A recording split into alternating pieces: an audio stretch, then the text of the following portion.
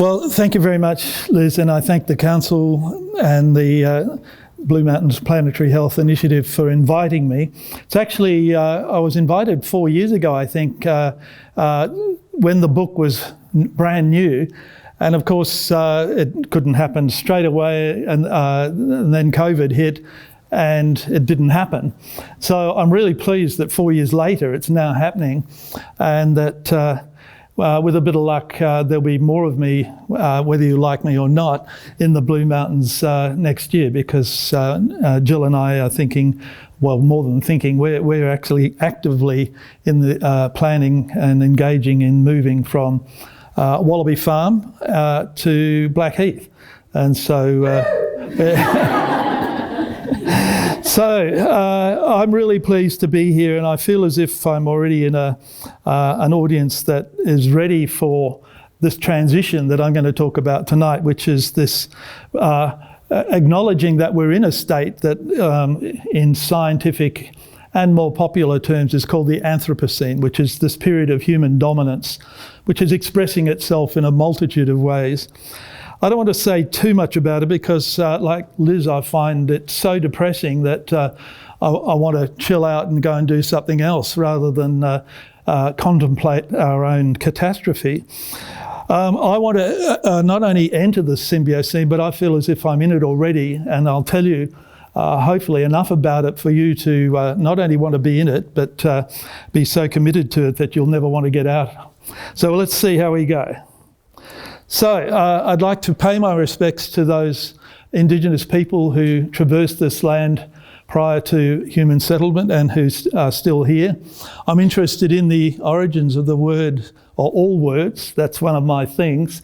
Katoomba seems to be a fascinating name and with a contested but interesting history.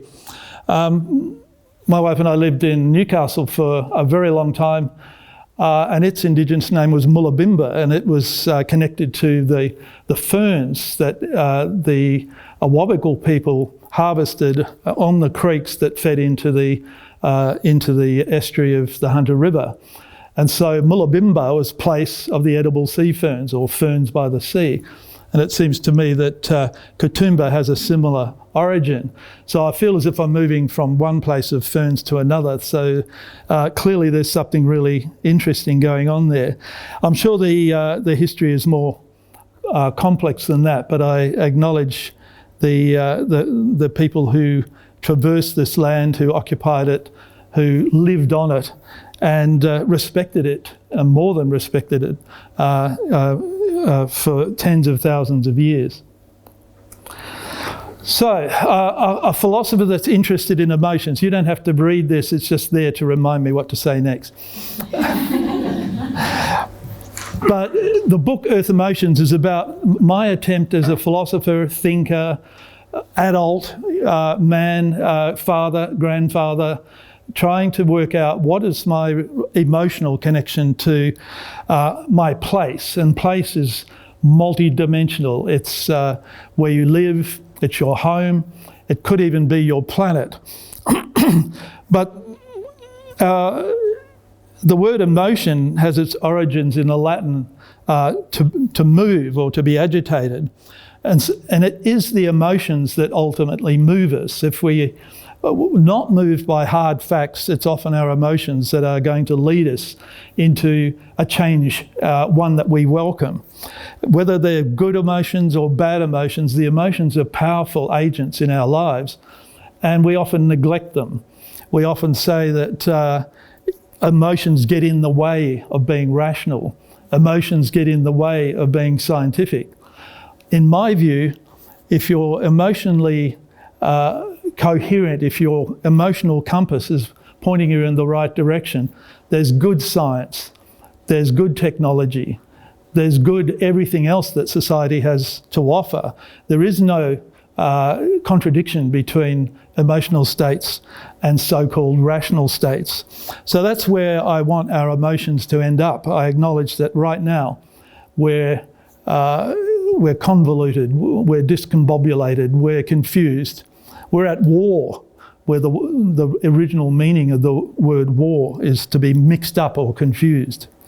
So we live in a world that exemplifies the basis of our emotions, both good and bad, both orderly and disorderly.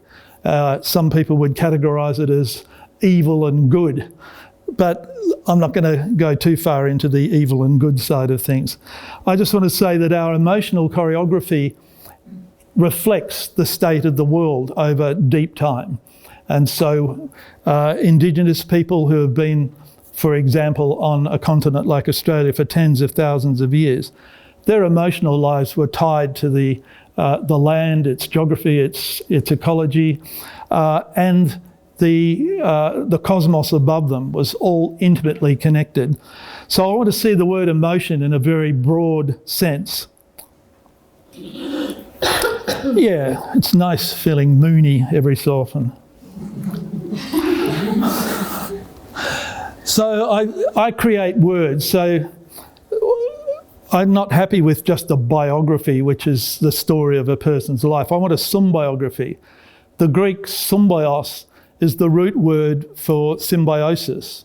It means to be together, to be united in a sense, to have companionship. And I wanted to know in my biography what it was that produced this philosopher that was interested in nature. Well, in the beginning, a kid interested in nature, a nature boy. Why did I become a lover of birds? Why did I actually want to save the world from destruction from despots and tyrants? What was it about my upbringing that led me to this position as a philosopher trying to change the world from one state to another? So this idea of a symbiography is something that you can all undertake. It's exercise in environmental education, if you like. How do you accommodate the person you are in the world that's changing around you?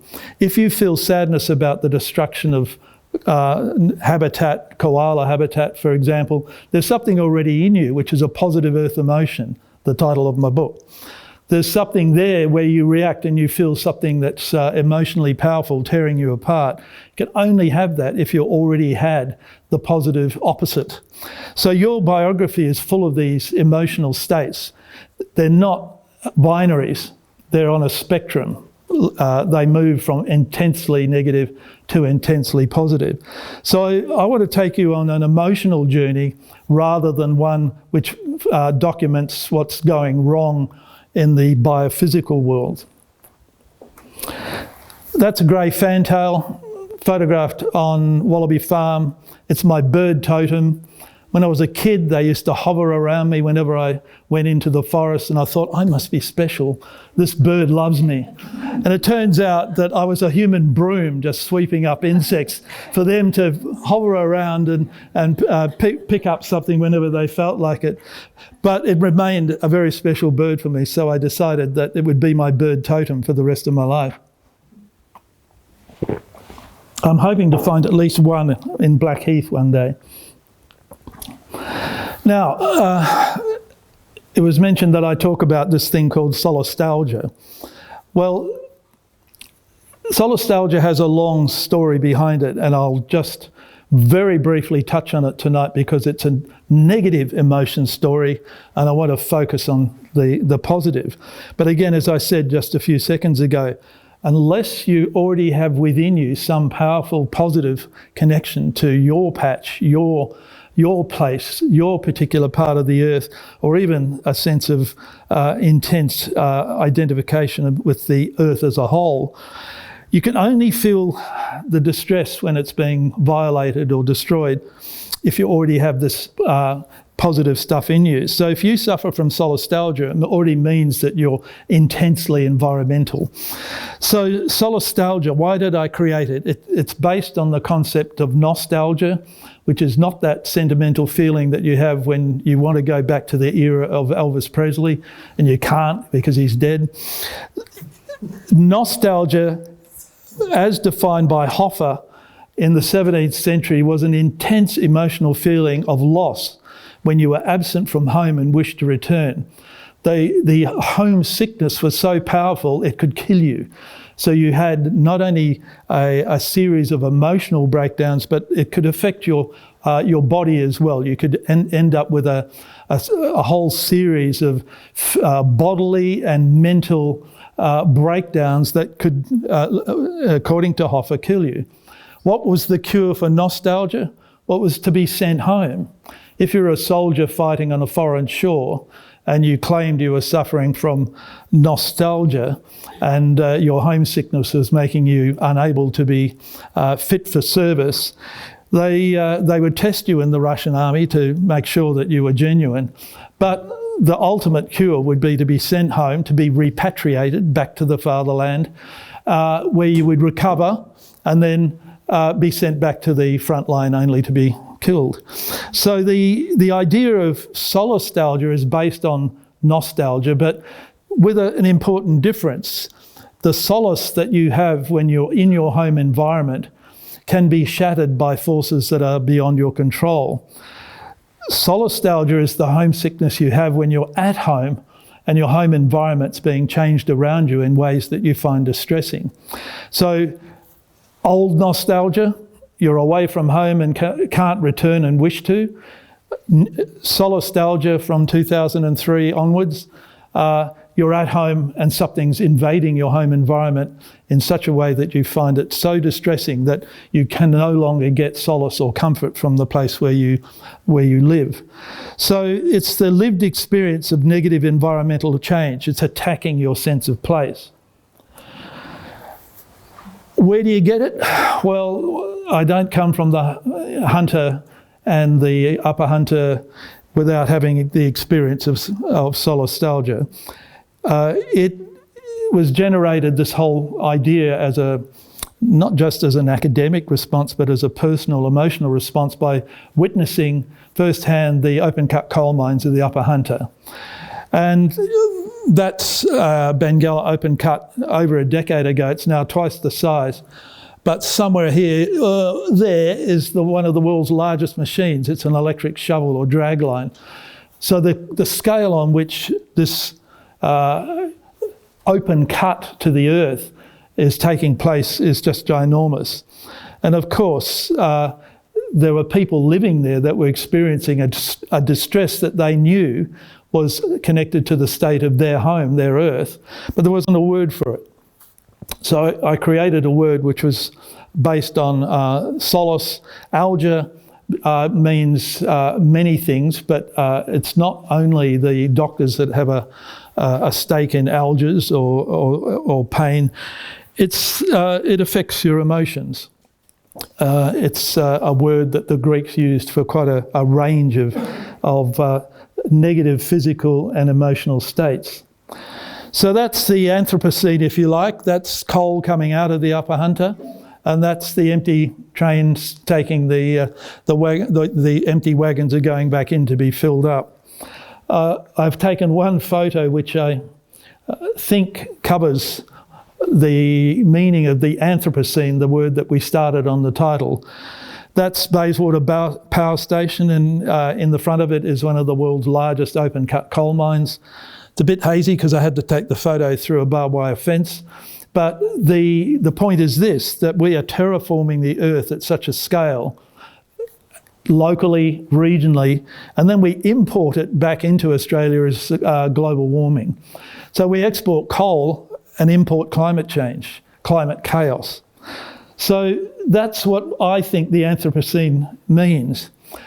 And as we're physically degrading this earth at local, regional and planetary level, we are also degrading our own mental integrity. We are causing ourselves physical and mental distress. There's not a direct one-way causal flow here, but there's quite clearly a relationship between the state of the earth and the state of our psyches, the state of our emotional well-being. The more you feel at home, the more you feel integrated with your local system of life, the better off you feel mentally and emotionally. So that's part of the thesis that I'm putting to you tonight, is that the Anthropocene is actually driving us mad. It's driving us into a state of distress, and that if we don't get out of it, sure, we might die of toxic poisoning or some other horrible event that's in the biophysical world, and plenty of people are in that state now with floods and disasters. But what's the mental health impact of that, the Anthropocene cranking out this physical damage and distress? It's, I would argue, enormous. So it's another image. I was driving along one of the roads in my area, and I just so happened to, I'm a bird nut, so I noticed this bird shape on the road. And I saw the white line that had gone over it, and I realised that this is a sign of the Anthropocene. We care so little about life or even death in the Anthropocene that we just go straight over it with a new layer, another strata. And so this poor bird that had been smashed by a car then had the white line drawn over it. And it's the essence of our neglect of life and its value. So there are a whole range of earth emotions that are negative. I mentioned solastalgia because I created it. There are others, like Hoffer in 1688. That's how old nostalgia is. That's the genuine one, not the modern one, which is the sentimentality. Necrophilia, it's not what you think it is. Well, maybe it is, but it's also just a more general love of death. People that seem to actually like things dying around them. Biophobia, the fear of life, or the wanting to get rid of as much life around you as possible because you feel more stable or safe as long as there's no life other than perhaps humans or your own around you. Global dread, that's one I shared with my wife Jill many years ago. When you wake up in the morning, there was nothing but bad news. And the dread, the fear of the future, invades or pervades everything. Nature deficit disorder, that's Richard Louv. Our children are now growing up in a world that's so severely depauperate compared to the one that I lived in or my grandparents lived in. Children being born today are suffering from nature deficit disorder while their adults suffer from artefact overload disorder. Sorry, I can't talk to you now, I'm on the phone. Eco-paralysis, a number of people started using that term to describe the overwhelming sense of, well, what can I do? This thing that's changing is so powerful that I'm just one person. There's nothing I can do about it. And there are a whole slew of new words that are connected to the changing climate. Eco-anxiety, climate anxiety, eco-grief, environmental grief. Grief is appearing more and more in the literature that I read on the emotional impact of climate change. So let's finish, in a sense, at that point with the Anthropocene. I've already said that the opposite must also be within you as you experience these hugely negative changes to your emotional and mental well-being. As Liz mentioned, the Symbiocene is a term that I've created because I wanted a mega meme at least as powerful and at least as big as the Anthropocene. The Anthropocene actually is so huge, they don't come much bigger than memes like that. So I had to come up with something that was outlandishly large. And so the Symbiocene is my attempt to come up with an idea that's the equal and opposite of the Anthropocene, and hopefully more than its equal. It's going to win. It's going to defeat the Anthropocene.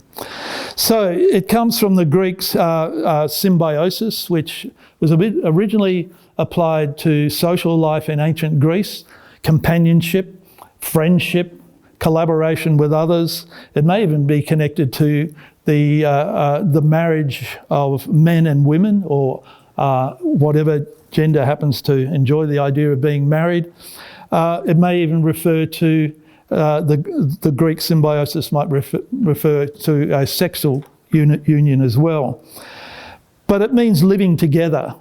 And the German scientists that created the scientific term symbiosis in the late 19th century, they were working on mycelium. They were working on lichens. They were realising that there was more going on in this world than competition and nature red in tooth and claw. There was cooperation going on. And this ancient Greek word for living together, being united, collaborating, cooperating, mutualism, that became part of our language, and it's been used and promoted ever since. So I wanted symbiosis to be the basis of this new era or scene in human history. Now, of course, we're not in it, so the Symbiocene has to be an act of creation. It's a conceptual or intellectual, emotional leap as well. Once you realise that we do have alternatives to the Anthropocene, we're not stuck in it, we can get out. Symbiosis and the Symbiocene provide the key to do that. So, it occurred to me also when I was thinking about negative and positive emotions that our emotional relationship to the earth and the biophysical environment in the English language doesn't have a lot of content. There aren't many words that we use to describe our love of our relationship to our place, our land, our continent, our earth. So it occurred to me that this is a strange gap in this particular culture and its language. And I've set about trying to replace the negative emotions that we describe in the Anthropocene with positive ones that we might have to rediscover or redescribe, and some that we have to invent from the very beginning. But what I can tell you is that the Anthropocene has taken away the ability to have these positive emotional experiences. We're being bulldozed. We're having our emotional variety being beaten out of us. And that if we want it back, we're going to have to change from living in a scene, an era, where our emotional engagement with life, the rest of life that's not human, and the vast array of living relationships all over this planet, including 10 kilometres below the surface with deep earth microbiomes and bacteria, this is a huge job. Well, let's take it on. So here's some positive earth emotions for you. Biophilia, love of life. The psychoanalyst and philosopher Erich Fromm gave us that idea. E.O. Wilson popularised it.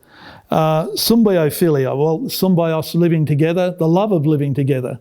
A lot of us have sort of lost that particular emotion as well. Particularly the idea of loving, the idea of living with the brown snake that lives near my chicken shed right now. It's a tense relationship that I have. Endomophilia, endomos, love of the local, demos, of the people, that which is dwelling in the people of a particular place. I mean, I actually love certain square metres of Wallaby Farm. It's that precise. I love that particular spot. It's that which is endemic that is very special about places like Katoomba, Blackheath, the other places of the Blue Mountains that still have their integrity.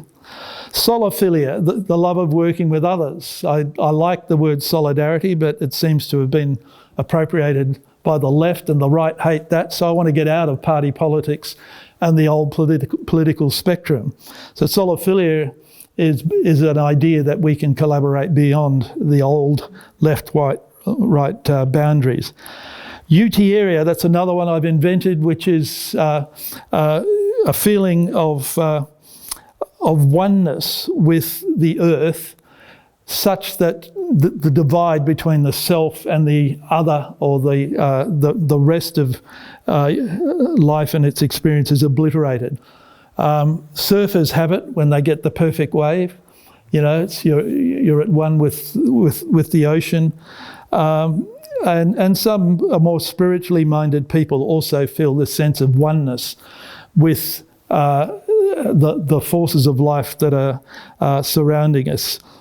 That's me, a bit younger, like about 12 years younger, at Gurulong Brook in Jarrahdale in the Darling Ranges, where I was living at the time when working at Murdoch University. But there's this flow of water that comes with much needed rain, and there's this feeling that I'm totally at one with this moment. Like I almost had it this morning, because we hadn't had rain for so long at Wallaby Farm, that just a drizzle was like, oh yes, this is fantastic.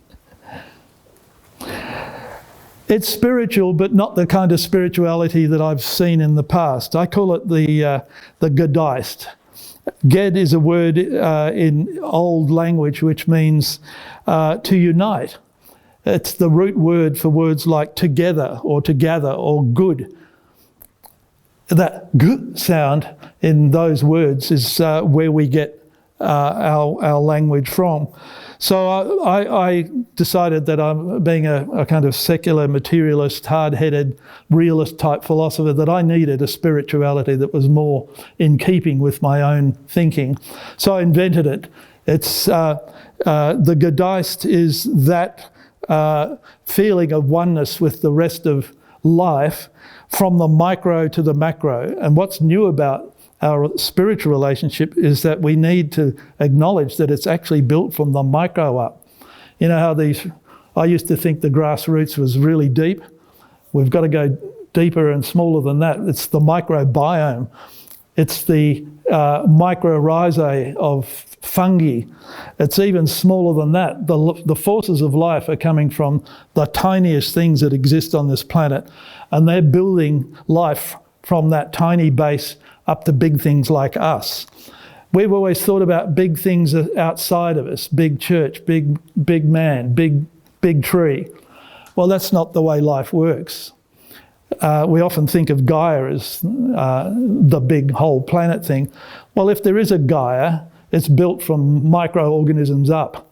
It's not built from Gaia somehow giving us miraculous things at the bottom level. So I think that's a spiritual thing, and that humans thinking about the opposite of the way that we used to think about spirituality is also in itself spiritual.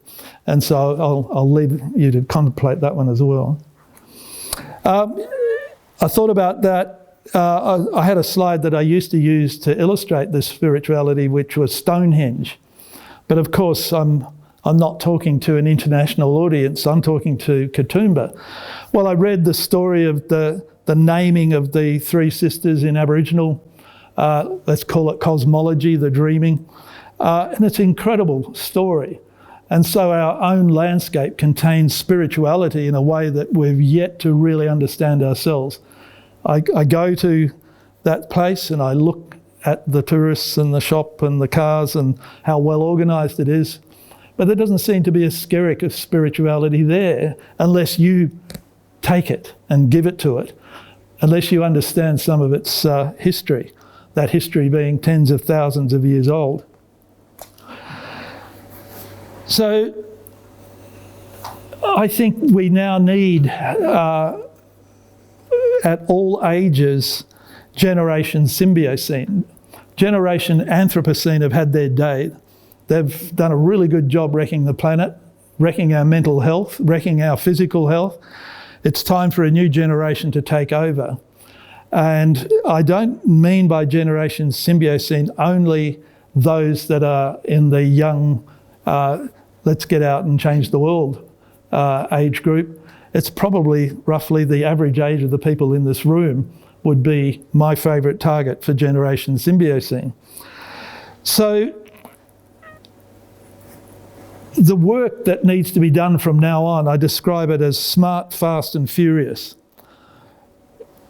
We're busy building the Anthropocene, and we have measures of it like gross national product. The opposite growth that is good, growth that represents what humans are doing when they go from infancy into adulthood. You know, I don't see growth as inherently bad. I think it's fantastic. That we need a different measure, and everyone's had a go at a different measure than gross national product. Everyone knows it's growth. But gross Symbiocene regional product, the S has to be connected to symbiosis. So instead of arguing only for negative growth and back to the cave, I'm arguing for the complete collapse of gross national product at the same time as a gross symbiotic product goes up. So in other words, instead of us only having one option, which is the negative, to stop doing things, to pretend that somehow another 8 billion people are going to go back to subsistence agriculture, ain't going to happen.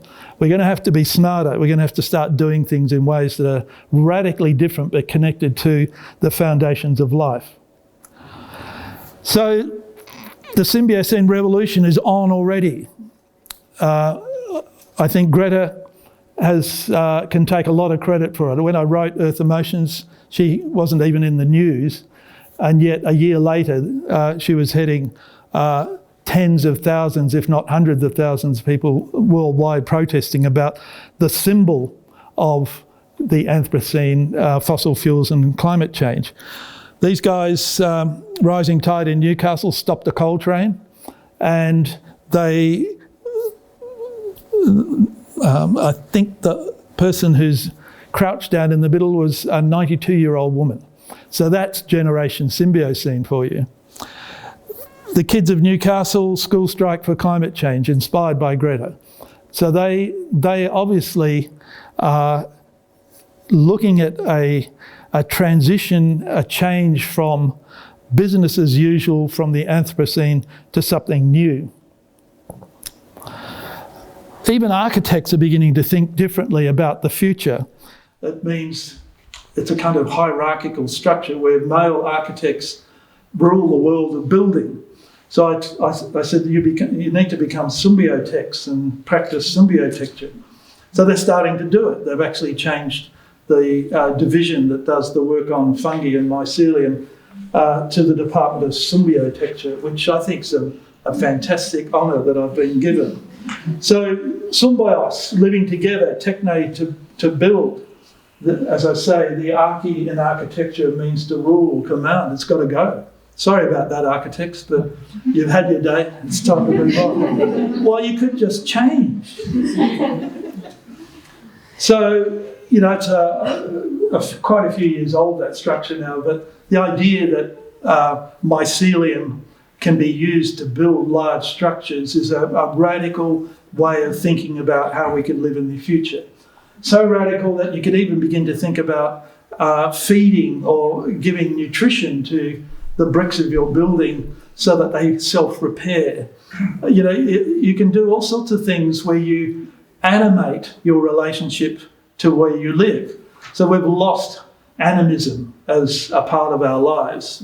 Indigenous people experience the world as living, as in some sense totally alive.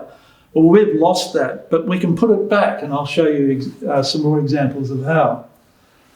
So, you know, you can have your Wheaties, and then you can eat your bowl, because we're starting to make things out of edible, compostable materials that don't get thrown away. If they are, they're going straight into the compost heap where they become earthworm food. So the idea that we just have to keep doing what we've done in the past is silly and dangerous. Our clothing industry is one of the worst polluters on the planet. We're now using mushrooms to make fabulous materials that designers and clothing makers all over the world are starting to look at how we could change that. You can imagine if every one of us in this room was wearing something made out of mushrooms, already there'd be an enormous change from polystyrene, non-organic cotton, you know, you name it. And you think that's where it ends. Well, it's actually just the beginning, because we're now starting to produce electricity from bacteria and algae. And it's also an exercise in the new animism, I call it. You know, you can imagine a wall, a large wall that's filled with tubes and reservoirs. In it are zillions, trillions of bacteria just busting to have a chemical reaction that you contribute to put your lights on. Or it could be algae. It's just stuff that lives, that produces reactions. And the diagram shows a man pissing into a urinal, which is step one. That urine is full of nitrogen, it's full of all sorts of other materials, chemicals that living things need. You can also extract other nutrients that can go straight into feeding plants, but importantly, microbiology can convert your urine into something which can turn the lights on. Now, at the moment, we can only power tiny little lights, but if we stop subsidising fossil fuels and put trillions into these guys that are struggling to get even a research budget on how to turn the lights on by having a good piss, well, that's revolutionary. We actually need to start engaging in that idea. If children are involved in this, that to turn the lights on, it's like looking after chickens or having a pet dog. You've got to see the relationship between your life and the materials, the lights, the power that you use as intimately connected. It's the severing of that just by going click, click. You don't have any connection to the technology. You have no idea about where the power came from. It's about the same with food. You don't know where the food in the supermarket comes from. You don't even know that it's food half the time, probably because it isn't. Microculture, again, George Monbiot and others have said, look, there's so many of us that we can't actually just keep cutting down forests and having more cows, and it's just as bad with respect to milk and dairy products as it is with meat. So we're now using microculture, engaging with the life that microbes live. You give them nutrients, they'll start producing mozzarella cheese. Not only is it looks like mozzarella cheese, not only does it taste like mozzarella cheese, but it also melts off the side of your toast like mozzarella cheese. So that's not coming from a cow at all. It's coming from the kind of technology that's using microbes that want to do what we want from them, which is you tweak them a bit, you don't even have to genetically engineer them, and you'll end up, that is in fact a picture of micro-produced mozzarella. So we're doing the same with so many other things. So I'll conclude now. Some of you might think this is utopian, and you're probably right, but it's not the utopia that you think it is. Utopia, spelt with UT, is an idea developed by Thomas More to describe a future that can't happen, an impossible place. You can imagine the possibility of it, but it actually can't eventuate. Utopia, a very simple shift. EU means good. That can be translated as a good place. And so we can now begin to see the difference between utopia, which is the Anthropocene. We can stay in it, but if you project it into the future, it goes poof, because it's a complete annihilation of the possibility of life, particularly for humans, but of most life on this planet. There's plenty of stuff that's resilient and tough. You know, there are bacteria, thermophiles, that like living in the vents of undersea volcanoes. So we're not going to wipe out all life, even if we tried really hard.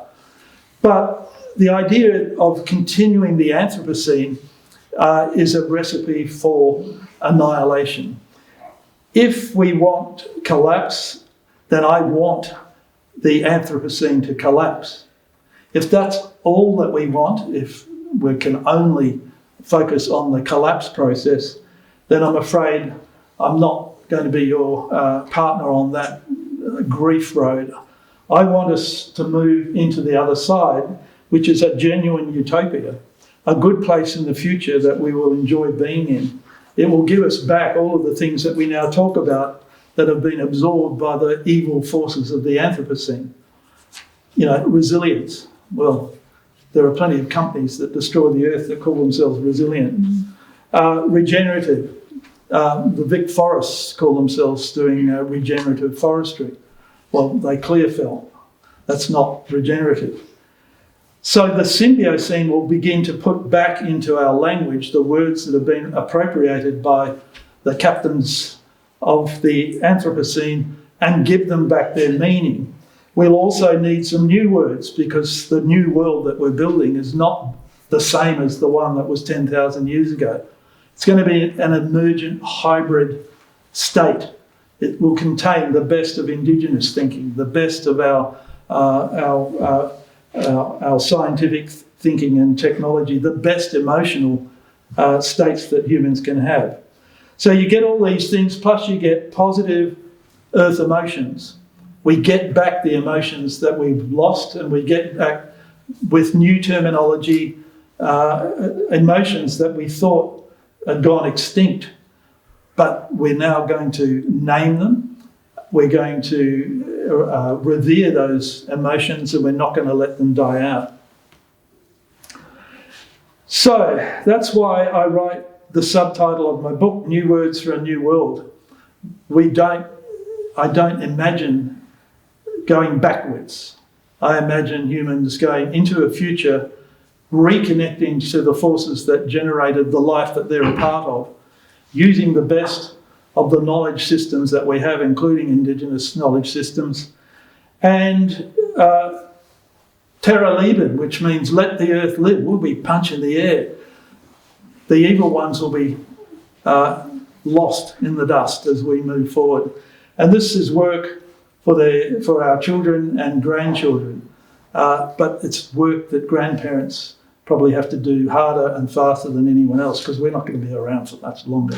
So thank you for your patience, and questions and things will be fine with Liz's permission.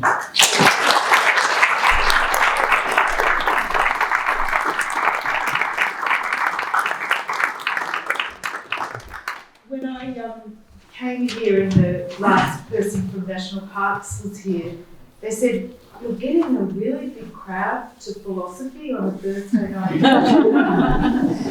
And I said, yes. And the power of philosophy and thinking and ideas that you've just shown us is impacting what we're doing in government. And so it is actually turning into reality, so, into action. So now we'd like to hand over to you to ask some questions of Glenn while he's here. Would anyone like to make a comment or ask a question in response to this, or are you just still processing it? I do have one question. Glenn, population, 8-point-something billion people, predicted to go up to something like 11 billion. We cannot afford, if we want to survive, to take one more metre of land away from the other species that inhabit this planet of ours. So do you have any ideas of how we can take our current the space that we've occupied and over-occupied and transform it so that we can live? Well, one of the ideas was to get rid of animal-based agriculture and use our friends, the microbes, because the microbe factory can actually produce more food on a space that's a tiny fraction of what we use for rangelands or feedlots or intensive chicken farms. So we just have to start thinking differently about our food sources, because you're right, 10 billion of us taking more and more of the planet. It's just more of the Anthropocene.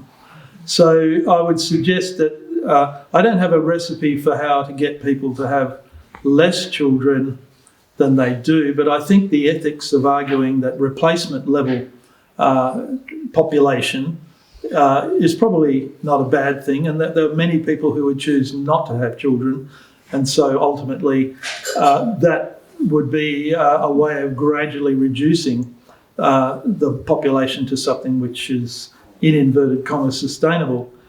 It also means we have to change our mothering, fathering, child rearing practices, shared parenting, a whole lot of stuff where we get rid of parent or mother monopolised child rearing and put children back into a communal and social setting. So I'm not the sort of person that's, like zero population growth and let's do this in an authoritarian way. I'm the sort of person that thinks that we start getting the Symbiocene up and running, people will voluntarily have less children. We'll be smart enough to figure out how that's possible. We're already smart enough to have worked out contraception to a fairly sophisticated degree. It's probably going to have to go much more in the direction of men doing the contraception than women, but that's just because we didn't put enough money into the right side. But, that's just dumb stuff. We can do really smart stuff from now on. That's part of the argument, is that we are, in fact, supposedly Homo sapiens, wise apes. What we've done so far is to mainly burn and explode things. Well, that's really dumb. Anybody could do that. And so what we need to do is to start thinking as our intelligence gives us, it's a gift, to what are smarter ways that we can do all these things. And can we do it in a way that's not engaging in the annihilation of people? The mass refugees that we're going to have if the Anthropocene goes even for another decade. So that's my answer to it, which is not a simple one, but it would, over decades, the population will come down, but it will do so voluntarily. Yeah. I was just thinking, is part of that to me seems to be our obsession with stuff. Far too much stuff that we actually don't need. I mean, I find it outrageous that we're still producing faster and racier cars and thinking about going into space when, we've got this crisis happening around us. So how many of these wasteful things, that we collect and we want to have and all that sort of, make things better? Yeah, technology is great, but what about all this stuff we keep producing? Well, that's part of the side of the equation that's plummeting down. So that's really attacking gross national product as fast as we can. The difference that I think I'm contributing is the idea that we've got to have something that's going up, not necessarily just as fast, but it certainly is giving young people the hope that they can be employed, that they can have careers, that they can actually engage in the process of being human, not just by giving up everything, using their intelligence and their education in a way that would drive something which is a goal worth having. So the idea of the Symbiocene is to give young people in particular a vision of the future that they find compelling, that they actually want to create and build themselves. Our job is to help them do it as best we can, but also to get out of the way. Yeah. I had a comment on that question that you asked about population growth and consumption. Well, the consumption of the whole world is about not just how many people there are, but how many resources each individual person uses. So reducing the resource usage of individual people can bring down, even with a higher population, can still be sustainable. And the other thing I wanted to mention was about population growth is not even across the whole world. There are some countries that have higher and lower population growth, and plenty of countries even have negative population growth. And the correlation that I've read is that it's about the education level. Countries with good education systems seems to have lower population growth, like Sweden has negative population growth, Japan has negative population growth, even Australia would have negative population growth if we didn't have such a massive immigration intake. The number of babies we have is not enough for replacement even in Australia. So it's not all bad news. There are places in the world where population is coming down. There are places in the world where resource usage is less, not in Australia. Yeah, and I quite agree that you tie population to an economy which is based on extraction. it's a recipe for disaster, because it's going to keep driving greater levels of population where poor people have got no choice, no option. They're just being human. So I think you're on the right track completely, and I'm hoping that trend that you observed, the better the education, the more equitable and the more just the society, the closer we get to a steady state population rather than one that's continuing to climb. Yeah, I just want, as a comment to that before I go on, in fact, you also have to take into account first world, third world conditions, right? That people whose children, they can't guarantee their children will survive because of the level of disease and ill health and services, have more children in order for when they're old, someone's there to look after them. So even in Australia, Aboriginal families have much higher rates of children than white people do. So often the reason why white people have few children is because of their consumerist lifestyle and the cost of education. So it's got mixed kind of attitudes. But the thing I wanted to talk about is when you talk about the collapse of the Anthropocene and entering the Symbiocene, I see them both happening together, that we are entering into global catastrophe one way or another, both politically and environmentally, but small pockets of the Symbiocene in communities is where it will happen, and that's why I like the work that like Liz is leading here in the Blue Mountains, where communities try it out, and in small communities they get and begin to demonstrate it. And what I love about your work, Glenn, is, as you said, it gives a story to the new generation of a direction that they can work towards, that's not just a reversal to so-called primitive living, but is full of new scientific exploration and ideas that can actually be implemented. But being realistic, both are going to happen at once. Of course. Yeah. I didn't mean to suggest that there would be this instant where we move from the Anthropocene to the Symbiocene. But I'm looking forward to the collapse of the Anthropocene. It'll be ugly though. Painful. I think it. What else could it be? It's ugly. Its collapse will be ugly as well. Many people will die. Millions will be displaced. That's the reality. Well, that depends on how fast we can build the Symbiocene. No, it's how it's going to happen. Well, life's complex. we can politely disagree on the speed. Also, the fact that people are doing that happening now anyway, because it's eventually last. So maybe, the people who are suffering under the current one will come out into the next one much better off, and some of the people who are perhaps doing better in this particular environment will have to actually bear the cost of it. I don't necessarily think that's... Tell that to the Africans fleeing civil war and violence and desertification. Yeah, but they're doing that now. That's the point. So as it sort of moves on, I don't think it'll be worse. I think it'll just shift where it is and hopefully become better. Well, that's the long term, isn't it? That's the long term. I give it up. I've got an image which is the opposite of the climate change one, where it's just getting redder and redder on the spectrum. So I've got it, I think it's up to 2024. It's going bright red. And then after that, it's gradually shifting into a pinky zone, and then it changes the spectral colours until it's, of course, green by 2050. So the Anthropocene started roughly in 1950. It coincides with my lifetime, so I'm a child of the Anthropocene. And it will end, I'm not going to make it till 2050, but I could see the speed at which we change. Given I gave you a glimpse of some of the people at the forefront of the scientific and technological changes that are already taking place.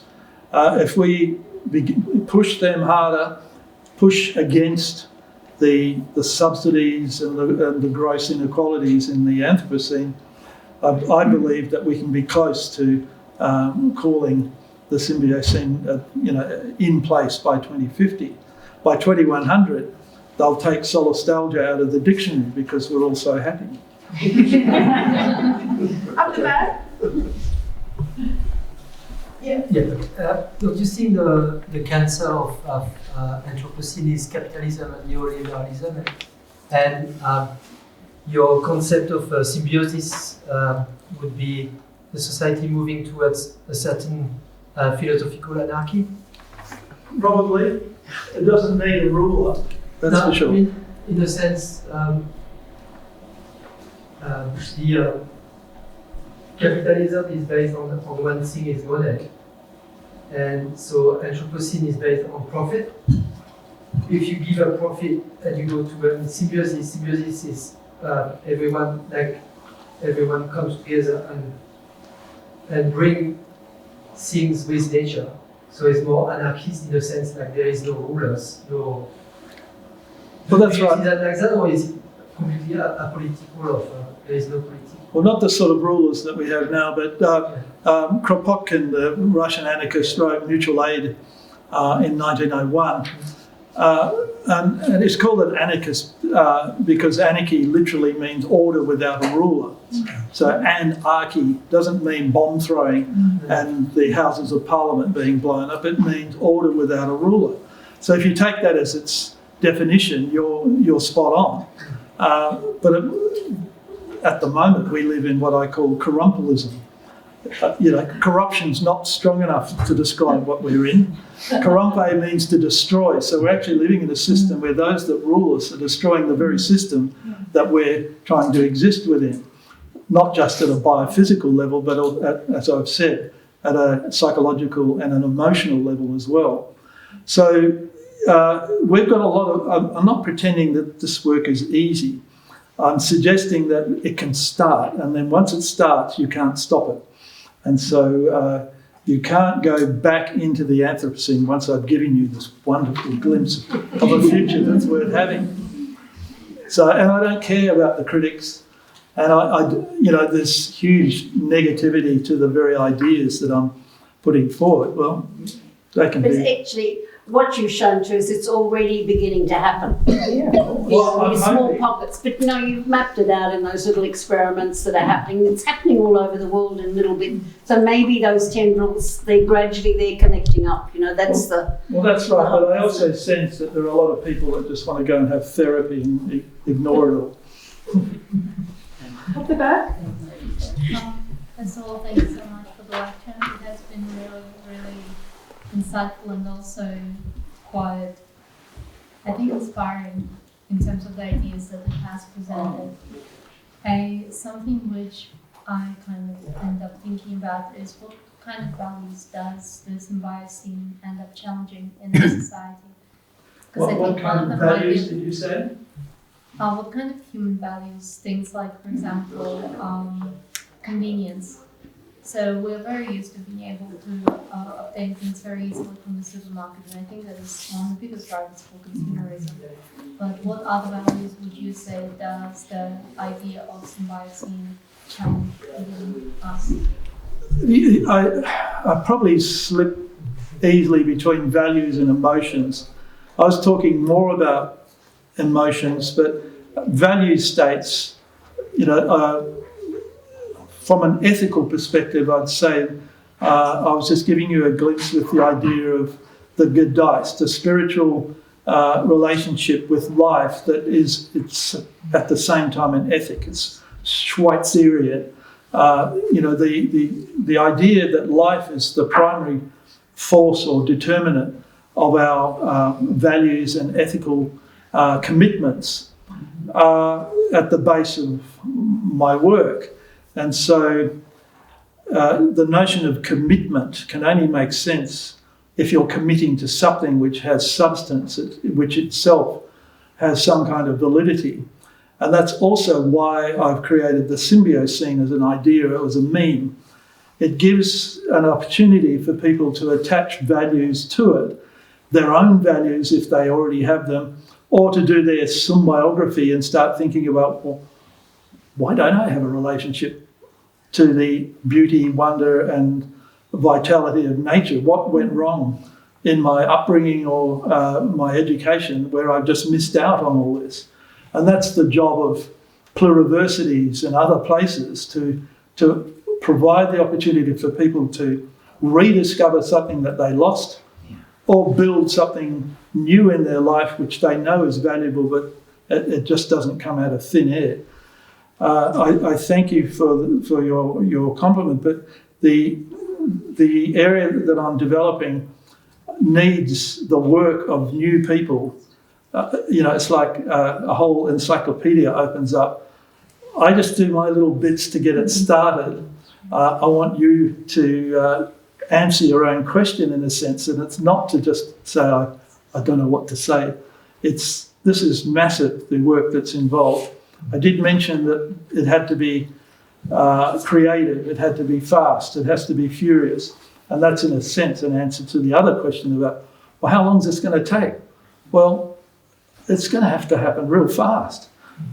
Like so fast that we don't even know how fast it's going to be. So we have all these Hollywood movies about Fast and Furious, but they're dumb.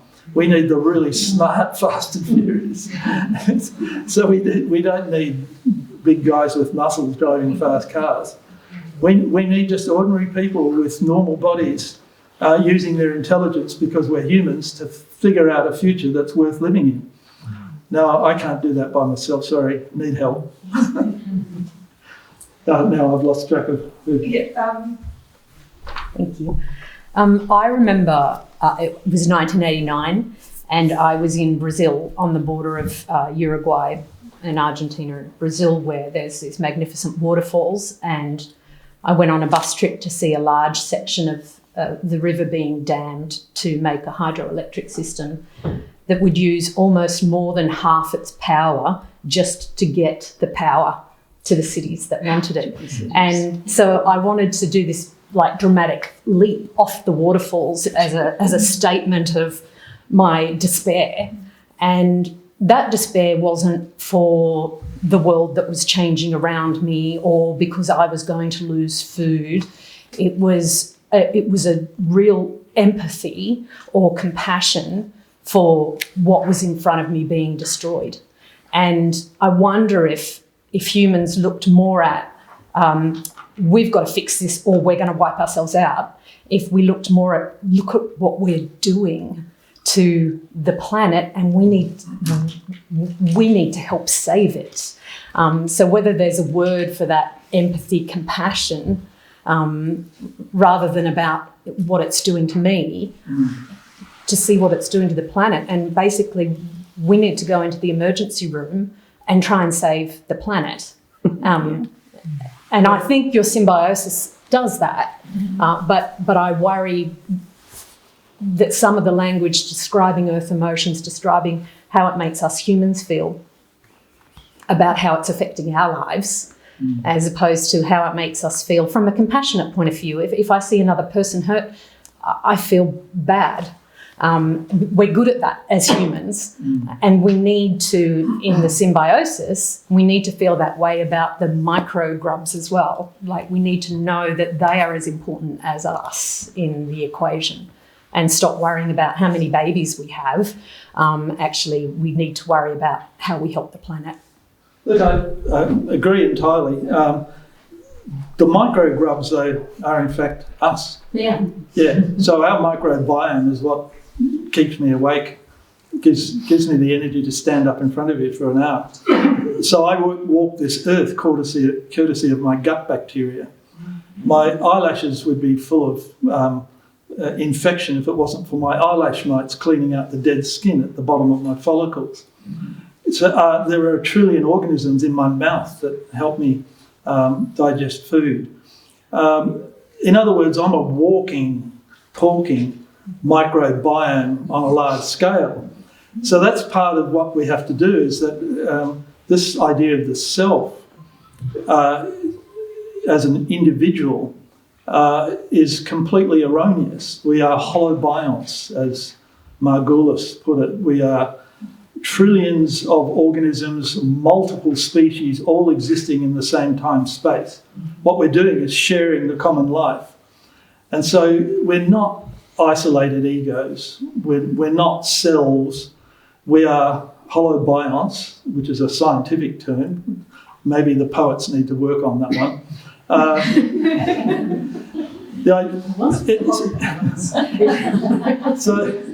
So in other words, I agree with you 100%, but what we have to do is transform our view of ourselves. We are not what we thought we were.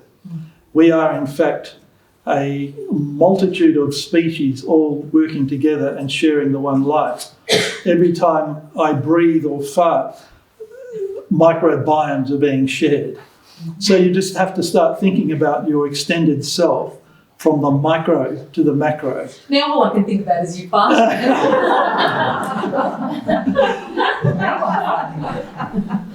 You take me far too seriously. All these new words to me are quite fascinating. But I was just thinking, I do ethics with young children. I've got 14, roughly 14. Some weeks it's a bit more, a bit less. And of those children, there are 3 who appear to be on the autistic spectrum. There are 2 who have eating issues. There are 2 who can't sit still, and they tell me they've been diagnosed as ADHD. And I'm wondering if maybe I can add another word. Could there be a familial solastalgia, that families actually are infecting their children with this fear of the world? Because it seems strange that so many children have so many strange illnesses that never used to exist. So, well, look, it's not my field, but I consider Richard Louv to be a good colleague and friend of mine. And his answer is a dose of nature will help all of those children, and that the more nature that they can get, the better off they'll be. And it applies to adults as well. I mean, we get benefits from being in a forest in ways that we can't even imagine. There are microbes that we breathe in from pine trees, for example, not typically Australian, of course. We get our elixirs of life from eucalypts, but there's a whole microbiome in forests that we rely on to have good, clean, healthy air. And so this idea of that our children they're locked in hermetically sealed lives. They're born in hospitals, they go home in air-conditioned cars, they live in air-conditioned houses, their schools are cut off from the rest of the world. Then if they survive all that in universities, they go and work in offices that are cut off from the rest of the world. So it's no wonder we end up having this alienation from the life that supports us. And that's part of what I mean about having to re-educate ourselves. That's a process that's going to take time, but I mean, I've been an environmental educator for my whole life. I've even managed to have some students that survived me, So in other words, I'm totally committed to this idea that our education system has to be part of the Symbiocene. It's like music, art, everything has to be part of it. And so Symbiocene music, reconnecting music to life and its wonders. Symbiocene art, Symbiocene drama, poetry, you name it. It's not to mean that this theme dominates them, but the connection back to life, using materials that connect hands to the earth, using the imagination in a way that's been confined to 4 square walls. And it's not something which I think is mind-bogglingly hard. But I think there's a huge amount of research and work that needs to be done in that area. And people like Richard Louv in the USA has been hugely successful in creating environments where children thrive, where they overcome a lot of the barriers that are now being diagnosed and described as ADHD and various other categories. I have no doubt that they're more common now than they were before, but I think we know why. It's connected to, let's call it an Anthropocene madness. Why do we subject our children to this? And it's horrible. Here in beautiful Blue Mountains, I would expect that children in the city, probably there's a greater percentage of children. It's all the more reason to be inside. Outside's too dangerous. Yeah. They in red. Yes. Just to clarify a couple of points here. Sure. It is my field, and the research has not been definitive on the causes of the well-observed increasing rates of ASD in particular, autism. They who do this research think it might be pollution. I think there's a real danger in looking at what parents are doing to their children to destroy them, mainly because that tends to be the finger tends to end up being pointed at women. And the second point I'd like to make is the relationship between lower birth rates and increased education levels is actually increased education levels for women. When girls think they have opportunities outside of the house and outside of raising children, that's what they will choose. No arguments from me. This, by the way, Anthony Albrecht, Symbiocene musician. He might also want to say something about a concert coming up. I wondered if I might introduce your next speaking engagement, Glenn. Yes. So, greetings everyone. My name is Anthony Albrecht, and perhaps I'm only allowed to do this because I am Glenn's son. I'm a musician, and I think I became one because I was interested in how one could manifest these extraordinary emotional experiences for people. And about 5 years ago, I founded the Bioregional Collective with my partner Simon. And I think the two of us did that because we were desperate to use the emotional power of music to bring people's emotional energy and focus it into nature and the environment and conservation issues. I feel, inspired and hopeful, kind of being reminded why we're doing what we're doing by listening to Dad this evening. So thanks, Professor. You'll be pleased to know that less than a month from now, Glenn will be speaking again at an event that we've organised in the Megalong Valley called the Lyrebird Festival. So the Bioregional Collective makes art for nature, and that weekend we're performing 6 concerts of music presented in some beautiful spaces down in the Megalong Valley. All the programs are basically nature inspired. Some of the concerts are actually multimedia experiences where we'll tell a story using music, projected video and soundscapes. And then some of them feature compositions that we've created, based on specific nature phenomena. So all the concerts I hope would appeal to you, but there's also a series of talks.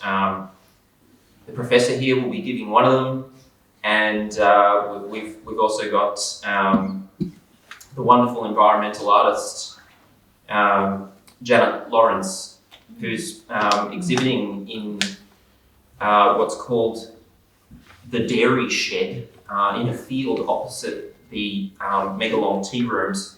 Her elixir lab will be in that shed, and she'll be talking about it and its attempt to engage people with a multi-sensory experience of natural things.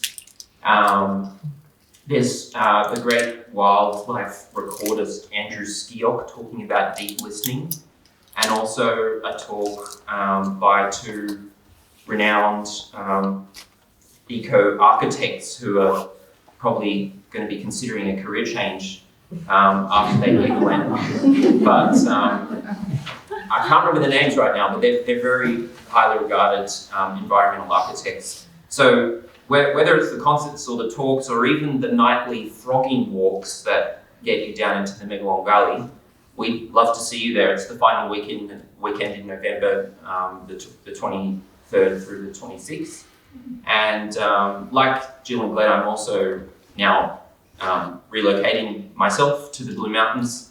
I very much admire this community of people, very grateful to, have the chance to introduce myself. So come and say hi, and look forward to spending more time with you all.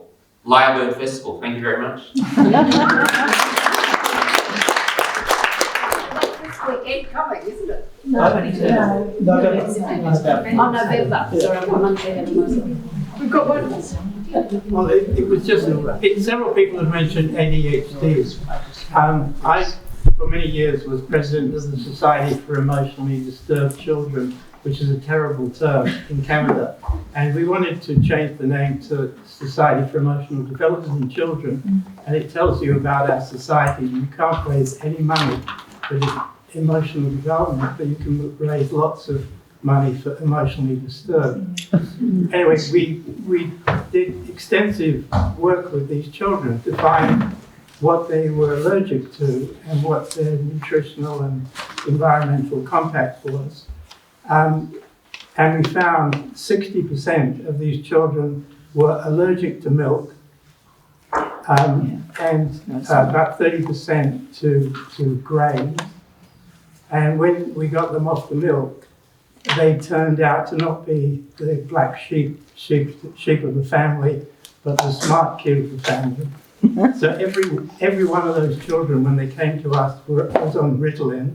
Every single one of them got off Ritalin, and they became healthy children. We organised a summer camp that they all came on, and it was an incredibly emotional time for me.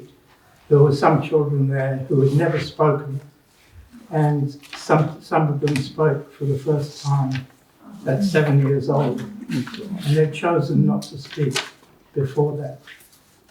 So all of those children were curable without drugs through managing their environments and their contact with nature and their engagement with food and chemicals.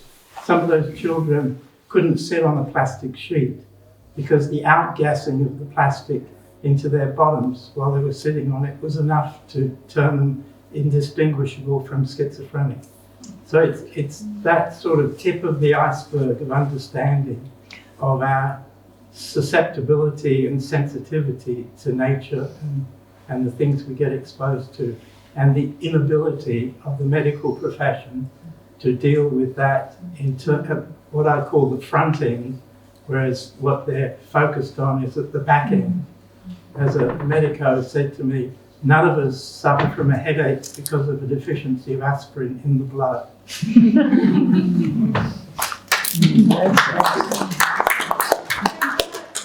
Yeah. So how would you describe the role of visioning and the arts and really compelling storytelling here? Whoa, that's a tough one. I'm a philosopher, not an artist. Look, I'm inspired by the number of creative people that have taken up ideas that I've just not thrown out there, but put carefully out into the world in the hope that someone would be interested. And they do a fantastic job of taking these wild ideas further than I could possibly imagine in ways that are just so creative, using whatever modality is their particular way of engaging with life artistically. So all I can say by way of an answer is, if you say are interested in a response, an artistic response to a concept like solastalgia, just look it up. There are thousands and thousands of them now. Every day there's a new art exhibition using that as a theme. I take that as a bad sign because it means that solastalgia, we're in the age of solastalgia. But you can also find films that have been done by creative people in Belgium on Ute area. You can find the Symbiocene in film now. You can find it in art and drama. So I see my job as providing the stimulus. I see the work of creatives. I mean, I'm a creative, I create words. But the real creatives are people who are doing the things within art and the culture generally that no one else is thinking of, that no one else is doing it this way. And so if you feel inspired by anything that I do, just take it as given. I don't charge for the Symbiocene. Entry is free. It was free here tonight as well. So in other words, It's a process, if you like, of osmosis or symbiosis. It's the coming together of things in a way that the outcome is not predictable. But I can say with all honesty that the cultural and creative response to my neologisms has been a complete revelation for me, because I don't have that mentality. I don't have an artistic bone in me. Those that do seem to be taking it faster and further than I can, and I just take my hat off to them. I do wear a beret, so if I would I'd normally just whip it off. It's a tie-dyed beret, so I'm a bit quirky. So that's what I want you to do, is just in your own way respond to these things. If you're a creative person, there will be an outlet for it. And that outlet is also, you would call it a kind of psychological, almost therapeutic way of dealing with the stress that we're in the Anthropocene. The act of taking the stuff that's really bothering us and turning it into its opposite is intensely therapeutic. That maybe is why I do the work that I do, otherwise it would drive me nuts. So it's just an invitation, an open invitation to see in your own way how, through your own symbiography, to respond. And that's one of the great things about creativity, is that it's quirky. It comes out of nowhere. No one else does it, because you're the one that creates it. So I just encourage you to do it and enjoy it. Could I ask one question? No. Of course you can. When I've been pondering about what you said about GDP to GSP, and how people can conceive of that and imagine it. When Cuba had the oil cut off and they suddenly couldn't do gross domestic product anymore, one of the big things that changed was they started putting a lot into education and educating doctors and exporting doctors around the world. Is that an example of what you mean in a way? Or? I think it's close, because we don't have an economic model of what the Symbiocene will deliver. I mean, we've got the circular economy, we've got the donut model, and there are a whole lot of others that are floating around now, but I don't think they've really nailed the idea of symbiosis. We're just circling more of the same, and I've never liked donuts, so that's the end of that. So the symboikos, the economy which is run by humans based on symbiosis, we got a glimpse of it with what some people are doing, but there's nothing systematic about it. So this is going to be truly revolutionary for a lot of people on the planet. Roughly 50% are not going to be anticipating this. The other 50% are living close to a kind of proto Symbiocene anyway. They have no choice. They're living close to nature. They're having to live, subsist in a way that's very close to life and the earth in a very intimate way. They still haven't lost all of their animism. It's us that have to make these massive changes. So, and I think if I'm given a choice between the horrors and the depression and worse of the Anthropocene and a vision of the future which is either the Symbiocene or something like it, I'm going to go for the Symbiocene any day. I don't actually want to stay where I am. I want to move. And so I see the process of change not in terms of mass depression and conflict. I see it as the opposite. This is actually what human beings want. They want it for themselves and they want it for their children. How do we get out of the fixation that we're in, that there's nothing else but more of what we've had before. Well, that's going to be a shock, but actually I think it's a pleasant one, not a really depressing one.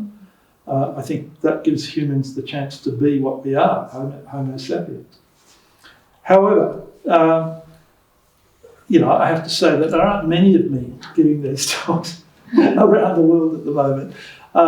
If I wanted to make $1 million writing a book, I'd write one on the Anthropocene and its collapse. It's big money. Everyone likes looking at an accident.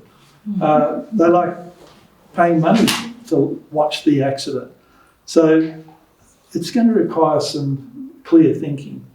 And I think the Cuba case study is a good one where when gross national product is challenged seriously, we can begin to think about some other kind of product that's not just collapsology. That's a discipline, by the way. It's doing really well worldwide. But I sort of welcome collapse. It's not just a yin and a yang thing. It's that what we've got now ought to collapse. Is back to that question earlier about values. I have a set of values, and they probably come out as ethics and politics. But I'm not going to hammer anyone here tonight with my ethics and my politics. I'm just giving you the idea that symbiocracy is going to be a hell of a lot better than corrupted democracy. Demos, of the people. Well, we're not people. We're holobionts. We need to share our politics with more than humans because we are more than human. There, I did some politics for you. Thank you so much. Another big round of applause.